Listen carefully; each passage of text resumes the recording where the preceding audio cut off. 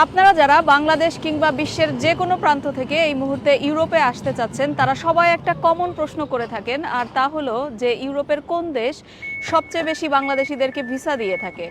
তো আপনাদের জন্যই আজকের এই পর্বটি। আপনারা অনেকেই জানেন না যে ইউরোপে এমন একটি দেশ আছে যে দেশের ভিসা রেশিও এত এত এত বেশি যে তারা অন্তত 100 জন অ্যাপ্লিকেন্টের মধ্যে 98 জনকেই ভিসা দিয়ে থাকে, এবং সেটি বাংলাদেশিদের ক্ষেত্রেও কিন্তু প্রযোজ্য। আর সেই দেশটি হচ্ছে এস্তোনিয়া। এস্তোনিয়া নিয়ে আমি বিস্তারিত বলবো আজকের নতুন এই পর্বে। তার আগে বলে রাখি, এই ভিডিওটি স্পন্সর করেছে ট্যাপট্যাপসেন্ড। তাদের সার্ভিস নিয়ে আমি বিস্তারিত আপনাদেরকে বলবো ভিডিওর কিছুক্ষণ পরে। তো সবাইকে স্বাগত জানাচ্ছি নতুন এই পর্বে। আমি লাকমিনা জাসমিন সোমা। এস্তোনিয়ায় আপনি কিভাবে এই মুহূর্তে আসতে পারেন, একেবারে রিস্ক ফ্রি, ভিসার রিজেক্ট হওয়ার সম্ভাবনা খুবই কম, এবং আপনার আসার জন্য কি কি যোগ্যতা লাগবে, কি কি ডকুমেন্টস লাগবে, স্টেপ বাই স্টেপ আপনি কিভাবে প্রসেস করবেন। যদি নিজে প্রসেস করেন তাহলে সেক্ষেত্রে কীরকম খরচ হতে পারে, বা আপনি যদি এজেন্সির মাধ্যমে প্রসেস করেন সেক্ষেত্রে কত টাকা খরচ হতে পারে, তার বিস্তারিত আমি আজকে এই পর্বে তুলে ধরবো। তো এস্তোনিয়া নিয়ে আমি একটু সংক্ষেপে বলে রাখি, এখন প্রচুর পরিমাণে বাংলাদেশিদের কিন্তু ইউরোপের এই ছোট্ট দেশটিতে ভিসা হচ্ছে, অর্থাৎ ইউরোপে ঢোকার জন্য কিন্তু খুব সহজ একটা অপশন তৈরি হয়েছে। আমি অনেকের সঙ্গে কথা বলেছি এবং তারা সবাই কিন্তু ভিসা পেয়েছেন। তো এস্তোনিয়া নিয়ে যদি আমি ছোট্ট করে বলি তাহলে এটি আসলে বাল্টিক সাগরের পাড়ে অবস্থিত ইউরোপের ছোট্ট একটি দেশ, যে দেশের আয়তন অনেকটা বাংলাদেশের মতোই, বাংলাদেশের থেকেও বেশ কম।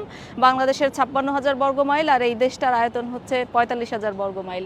আর বাংলাদেশের যেখানে 17 কোটি মানুষের বসবাস, সেইখানে এই দেশটিতে কিন্তু বসবাস করেন মাত্র 13 থেকে 14 লাখ মানুষ। তো এই দেশে আপনি যদি ভিসা পান তাহলে ইউরোপের অন্য 27টি দেশের মধ্যে কিন্তু আপনি ফ্রি চলাচল করতে পারবেন একদম বৈধভাবে। তো এস্তোনিয়াতে আসার ক্ষেত্রে আপনি নিজে নিজে অ্যাপ্লাই করেও আসতে পারেন, অথবা কোনো এজেন্সির মাধ্যম দিয়েও আসতে পারেন। সেক্ষেত্রে আপনি নিজে আসলে কীরকম খরচ হবে, আর এজেন্সির মাধ্যমে আসলে সেটি কিভাবে, কত টাকা খরচ হতে পারে, সেটি আমি বিস্তারিত বলবো। তবে খরচের প্রসঙ্গটি যেহেতু চলে এসেছে, সেহেতু আমি বিদেশ থেকে টাকা পাঠানোর যে অ্যাপস ট্যাপট্যাপসেন্ড, তার সার্ভিসটি নিয়ে একটু কথা বলতে চাই। তারপরে আমি আপনাদেরকে বিস্তারিত তুলে ধরবো আপনার এই প্রসেস এবং খরচের বিষয়গুলো নিয়ে। তো ট্যাপট্যাপসেন্ড দিয়ে টাকা পাঠানোর সবচেয়ে বড় যে সুবিধা, সেটি হচ্ছে কোনো ধরনের কোনো ট্রান্সফার ফি বা কমিশন বা কোনো চার্জ কিন্তু লাগে না। দ্বিতীয়ত, আপনি ট্যাপট্যাপসেন্ড ব্যবহার করে ইউকে অর্থাৎ যুক্তরাজ্য বা ইংল্যান্ড থেকে, ইউএসএ অর্থাৎ আমেরিকা থেকে, কানাডা থেকে, ইউএই অর্থাৎ সংযুক্ত আরব আমিরাত থেকে, এবং সবচেয়ে বড় কথা হলো ইউরোপের যে কোনো দেশ থেকে আপনি কিন্তু টাকা পাঠাতে পারবেন।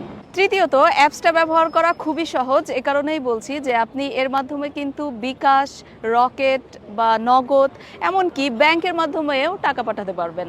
আর আমি ব্যক্তিগতভাবে